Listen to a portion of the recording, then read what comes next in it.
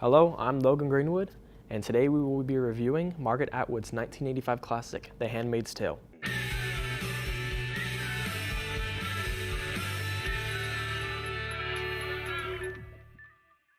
The Handmaid's Tale is a controversial novel written from Offred's point of view.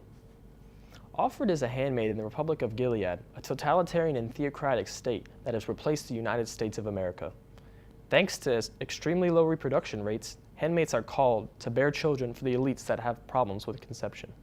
For me, Atwood does an incredible job in painting language as the key to freedom and liberation.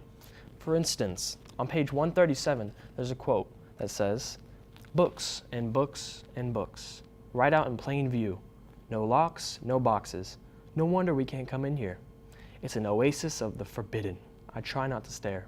In this quote, we can see language in books is forbidden, and Atwood uses the character Offred to express the idea that language is power, and we can see that Offred views the forbidden, and she wants to achieve and, see this forbidden because she knows that language is power in this society, this autocratic society where language is the power against the government.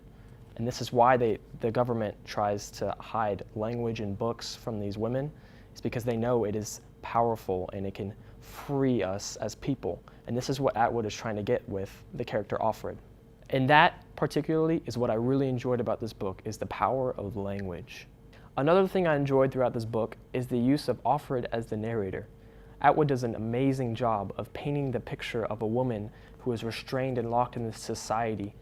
And it's very beneficial as the reader to be able to see her perspective instead of a non-biased perspective. We see the perspective of a woman going throughout all of this. She does a great job of including everyone in the audience able to sympathize with Offred and how she goes through this struggle throughout society. In conclusion, this book leaves a point off for me for this fictitious style that I feel is very unrealistic and leaves the reader questioning more than it does thinking about the lessons learned throughout this book.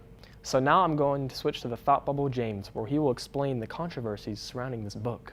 Thanks, Greenwood. So Margaret Atwood's Handmaid's Tale is filled with symbolism, and one she really emphasizes is the color red. So let me read this quote. "Everything except the wings around my face is red, the color of blood which defines us." Let's take a look at a CNN exclusive from several weeks ago. 40 red cranberry-covered trees lining the East Colonnade had some critics seeing red, or at least seeing car wash brushes, or seeing the women from The Handmaid's Tale with their bonnets. Am I correct, girls? You are correct if you thought the red trees would become the butt of jokes. Soaked in blood, soaked in sweet, sweet blood. So as we saw from the CNN exclusive, the media is using Handmaid's Tale as a weapon to oppose other people's opinions. And for me, that's where the book loses a point for its negative effects in the 21st century.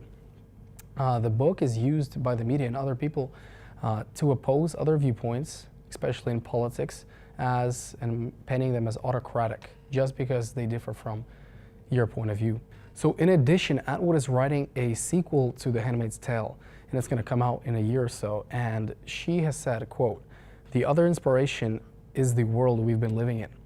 A big factor that caused the controversy of this 1985 classic is the misusing of biblical language. And she's using Bible quotes even from the preface when she's referring to Rachel and Jacob.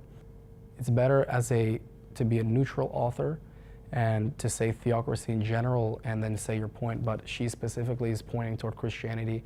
She's pointing toward the Sacred Witch Trials, which was another Christian denomination that was affiliated with that. So she's really trying to paint Christianity as a religion that is hurting the people. Thank you, Thought Bubble James. That was very insightful.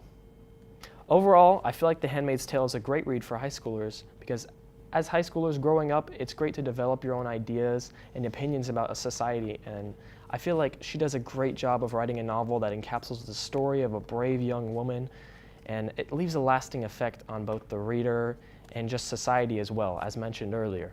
In conclusion, both James and I believe that due to the fantasy depiction of this novel, the bad effects it has on the 21st century, and the inclusion of religious ideas of Christianity and the bad depiction of it, we've given this 7 handmaids out of 10.